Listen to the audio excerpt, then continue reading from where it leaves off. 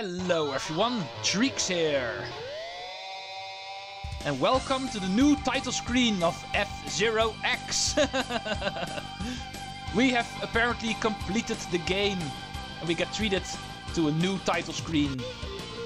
Remember, last time we actually completed expert mode in the regular game. Of course, the expansion kit business still needs to be done.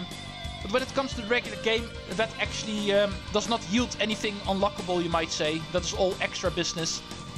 So when it comes to completing the game 100%, we've basically done everything, and this is our reward for it. However, you may think, just completing the game, is that truly everything? Isn't there something else attached to all that? Allow me to actually show you off that is indeed the case. Let's first make sure all of our super machines are once again active, because why not? We're playing the expansion kit after all. And then find out if we select GP race, expert no longer seems to be the highest difficulty. We have unlocked something called Master. Remember from the first F-Zero game, there's a fourth difficulty setting, the most difficult one. Of course, that is also present here. We have Master. If Expert was still too easy for you, and let's be honest, for me it was still too easy. And that is because it is definitely not the highest difficulty. We have Master. But that is obviously something for later, because we have not cleared Expert yet, so we're going to save that one for later, just with the knowledge that we have more things to do. Okay, this also looks different. What the hell is this? F-Zero X Cup? That looks interesting. Apparently a new difficulty is not the only thing you unlock. We also unlock an entire new cup. So let's return to Novice and see what this F-Zero X Cup actually is. Okay, the first track is called X and has no map. This is already starting to become weird. Okay, time to let the cat out of the bag. This X Cup is actually something really special. If you go to Time Attack, you will actually find out there are no tracks to be driven on. And that is because the F-Zero X Cup actually does not truly exist, at least not yet. All of the tracks here are actually random tracks. We will find out how that actually works the moment we enter it.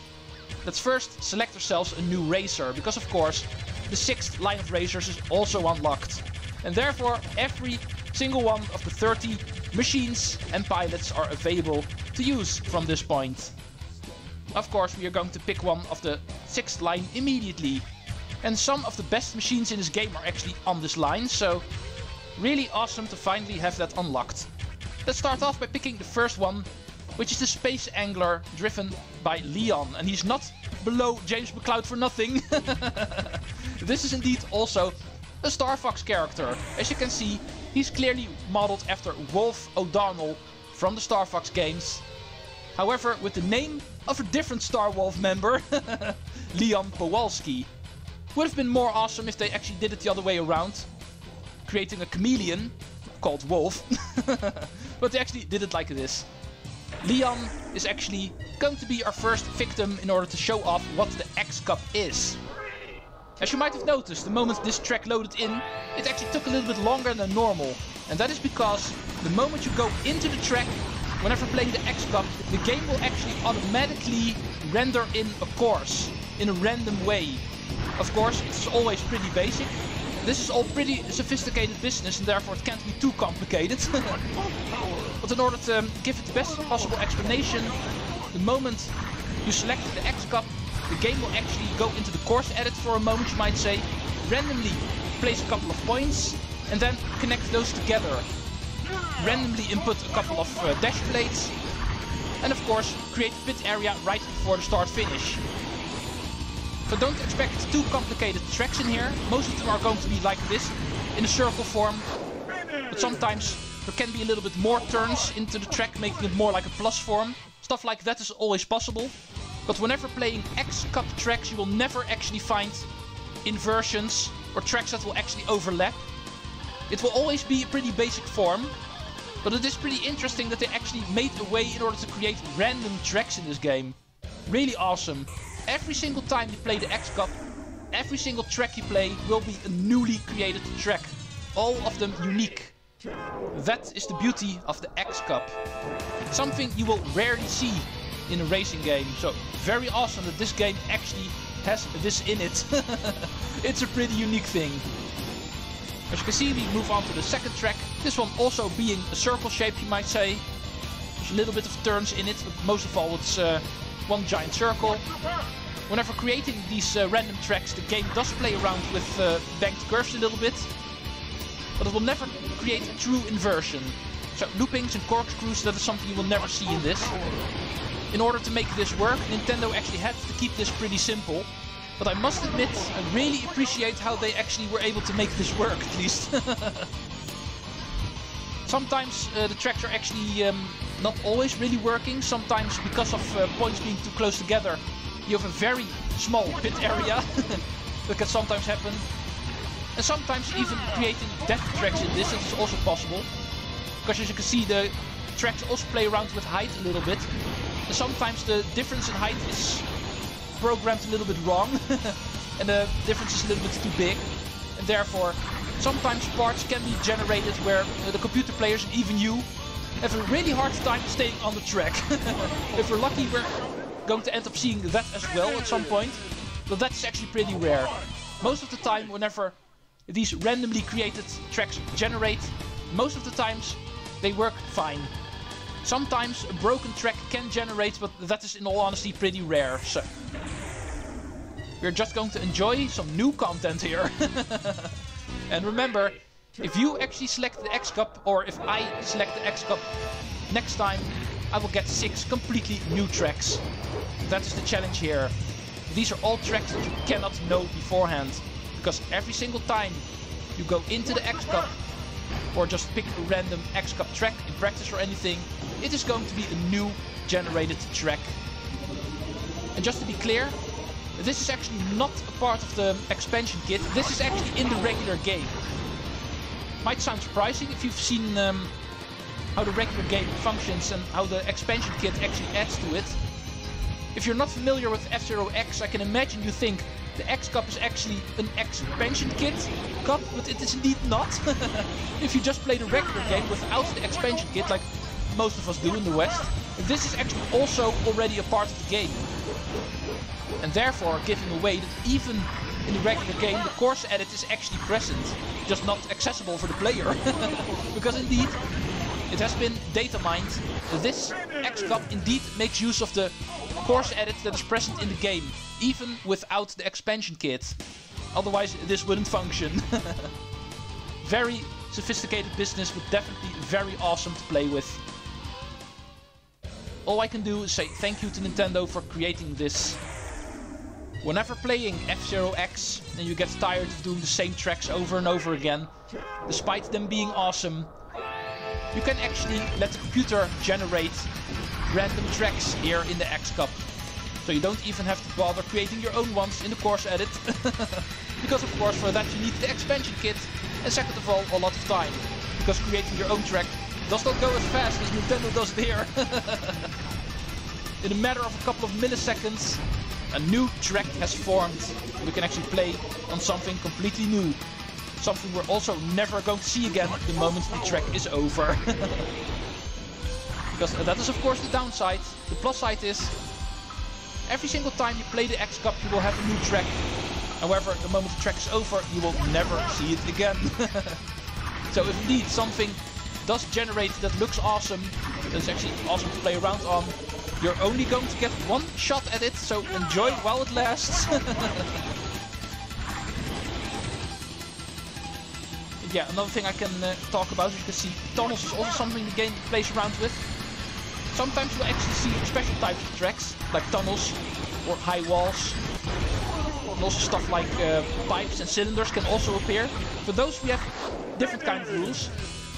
Whenever a random track appears as a pipe or cylinder track or even a half pipe, it actually does not program in like these regular tracks do. Those are always just a circle form, but I have no doubt we'll see one of those at some point as well. Perhaps even today. Because Novice I'm going to use in order to explain how X-Cup works. Which I think I've done by now. You know the gist of it, so... But of course, because of this being so short, it's pretty obvious most of the tracks aren't really long, so... You can actually walk through the X-Cup quite quickly. And therefore I have actually planned to also do the standard X-Cup in this episode already. And you were thinking I was already done with Novice and Standard. I clearly was not. However, I actually had to pretend I was done with those two. I couldn't do it without giving a spoiler alert, so... But I can promise you, this is indeed the final unlockable cup in this game. After this, there's no new surprises to be found. This is indeed the final cup you can actually get in this game. The only cup in this game not making use of set tracks, but actually creating the tracks on the go while you're playing it. Can't emphasize enough what an awesome idea that actually was. And even more awesome that it also actually works.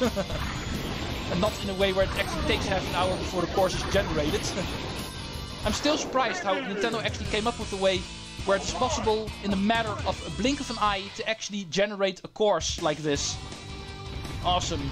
That one word is the best summary for all of this. Awesome. So let's do one more track. Hopefully we'll actually get something new. So far you've seen pretty much only the same kinds of tracks.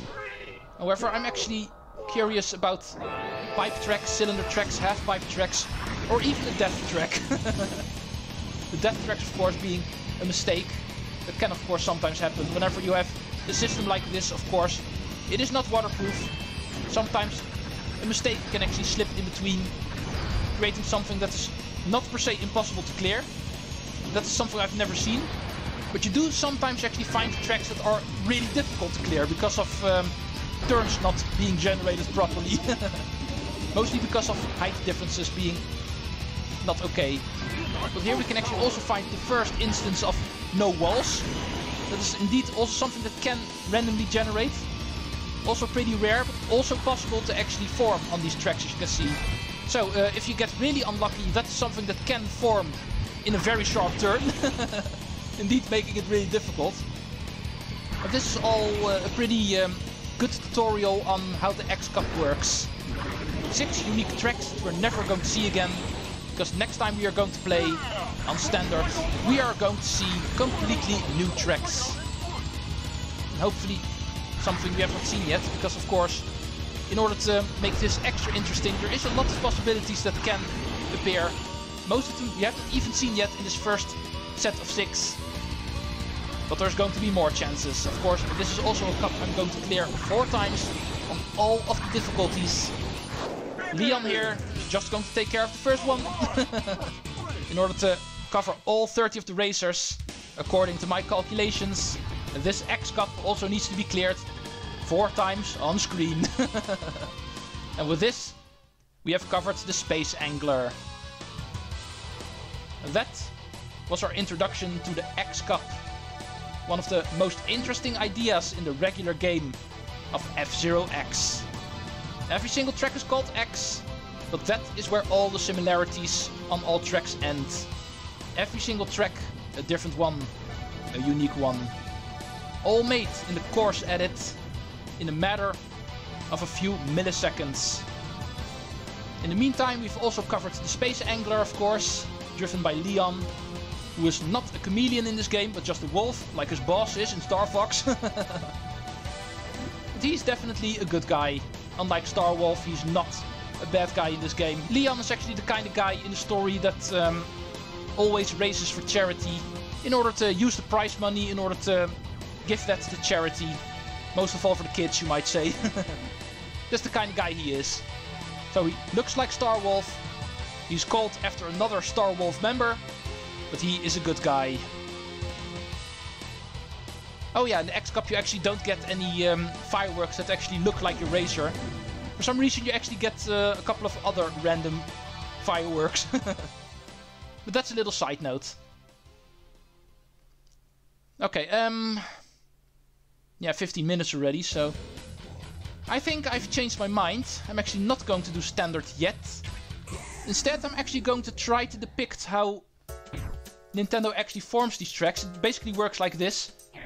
A random couple of points will actually get placed on the map, you might say. Something similar like this. And don't forget, normally this actually happens in the fraction of a second.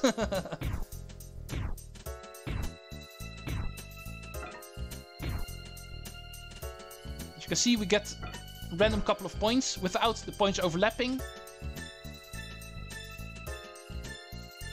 And the next thing that actually happens in-game is some random vertical movement in the track.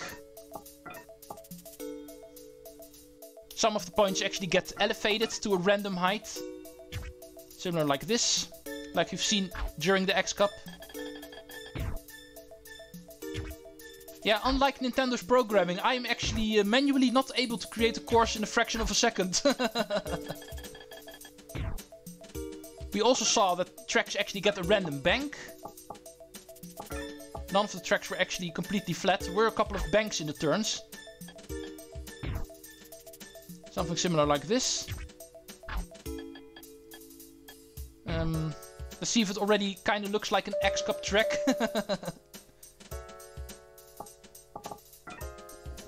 Yeah, this is basically the idea, you might say. As you can see, this looks like something that could have been part of the X Cup.